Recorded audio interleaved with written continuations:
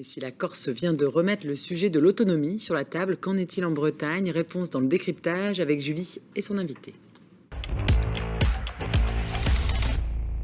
Autonomie, le mot a été lâché ce mercredi 16 mars par le ministre de l'Intérieur Gérald Darmanin après 2 semaines de tension en Corse suite à l'agression d'Yvan Colonna en prison. Mais qu'est-ce que cela changerait pour l'île de Beauté, cette autonomie?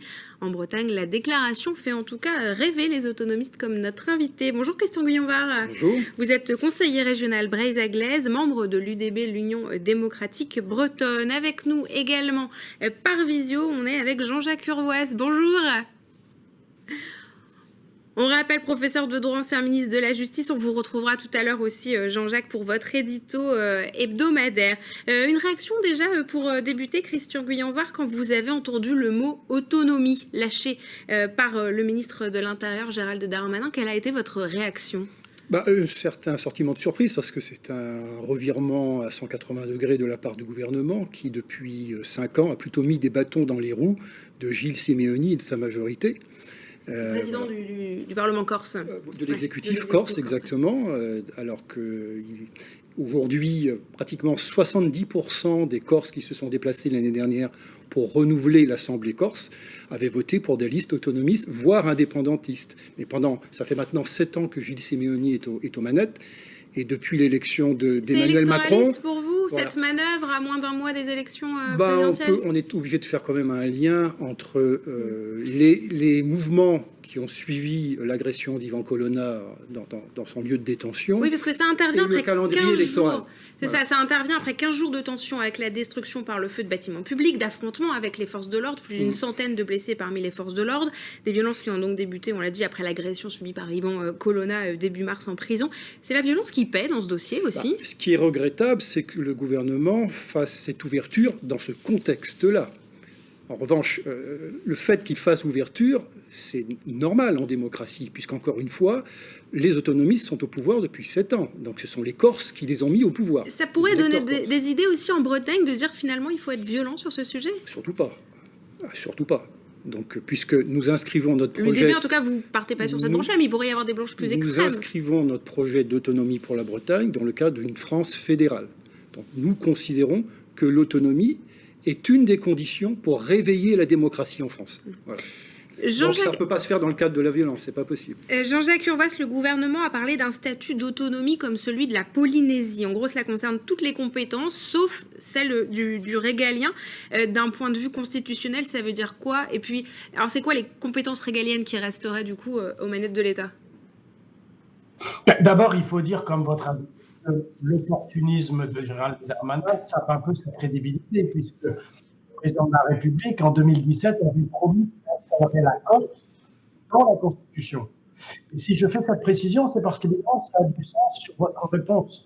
La Polynésie peut bénéficier de dérogations parce qu'elle est dans la Constitution, dans un article 74, qui prévoit qu'il y a des statuts pour l'outre-mer. Et c'est en raison de cette exception constitutionnelle que, de fait, en Polynésie, ils ont un pouvoir d'adaptation des lois, ils ont un pouvoir sur des domaines où ils sont exclusifs. Il y a effectivement d'être quelques domaines, la police, la justice, continue à s'appliquer par l'État. Donc c'est quelque chose qui est très original et qui mériterait d'être mieux connu. Ça voudrait dire que pour la Corse, il faudrait changer la Constitution ? Absolument, absolument.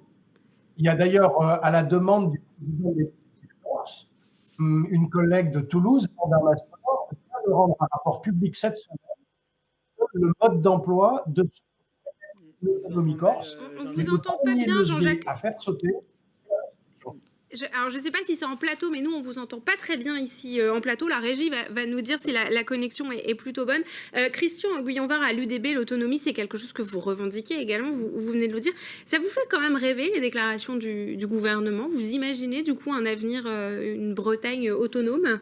Mais le débat ne pourra pas se limiter à la Corse. Alors, c'est la première fois, c'est vrai, qu'un gouvernement accepte l'idée d'une autonomie législative et réglementaire pour une partie du territoire français qui se trouve en Europe. Ça, c'est une première historique. À ma connaissance, ça ne s'est jamais fait auparavant. Mais alors, il y a la réalité insulaire, bien entendu, mais la demande d'autonomie repose aussi sur des faits culturels et linguistiques qui ne concernent pas que les îles. Et je rappelle que l'autonomie, c'est un régime politique que plus de 200 millions de citoyens européens connaissent au quotidien aujourd'hui. Qu'est-ce que ça changerait pour les Bretons concrètement, cette autonomie aujourd'hui? Ça veut dire aussi un régime fiscal différent? Est-ce que ça veut dire plus Alors de déjà, moyens? en termes de méthode, je pense qu'il faut dire tout de suite que ça doit se discuter dans le cadre d'un débat public avec les Bretonnes et les Bretons. Ils en ont envie, les Bretons, sur les Il dernières... faut leur poser la question. On leur a jamais... Nous défendons évidemment ce projet. Je me permets de rappeler qu'en juillet 2020, Loïc Chenet-Girard, au Conseil régional, s'était exprimé pour l'autonomie. Donc, le président du Conseil régional lui-même. Ça fait longtemps que les élus régionaux demandaient plus d'autonomie et de différenciation. Et mes collègues, par exemple, Isabelle Le Callennec ou Bernard Marbeuf, au Conseil régional, depuis que je suis revenu au Conseil régional, ont exprimé également plutôt cette idée de faire progresser les compétences et les pouvoirs de la région. Alors jusqu'où? Il faut en discuter avec eux. Mais potentiellement, il y a 80% de l'électorat qui a participé aux dernières élections régionales en Bretagne, qui est ouvert à l'idée de cette évolution vers une forme d'autonomie. Il y a quelques jours, le contrat plan État-région a été signé cette semaine entre donc l'État et la région. C'est presque 1 milliard d'euros de l'État pour le fonctionnement de la région. Ça voudrait dire plus d'argent aussi, parce qu'il faut quand même qu'on trouve ces finances-là à un moment pour faire tourner la région. Vous évoquez le contrat de plan, mais alors là... en 40 ans, il y a eu une régression terrible sur le plan démocratique. C'est Michel Rocard qui a créé le principe de la contractualisation entre l'État et les régions dans les années 80. C'était un vrai contrat, c'est-à-dire que l'État et le représentant de la région en question se mettaient autour d'une table et essayaient de définir des axes stratégiques. Il n'est plus question de ça du tout aujourd'hui.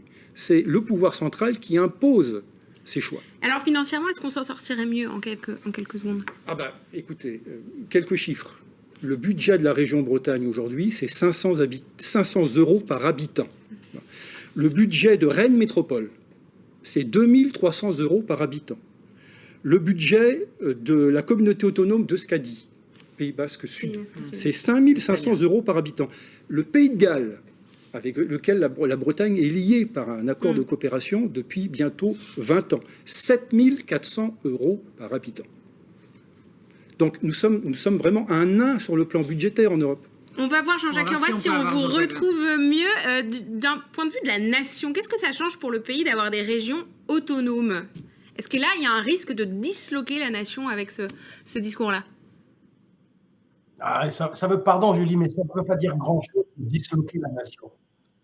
Il y a toujours une confusion entre ce qui est l'indivisibilité de la République, son unité.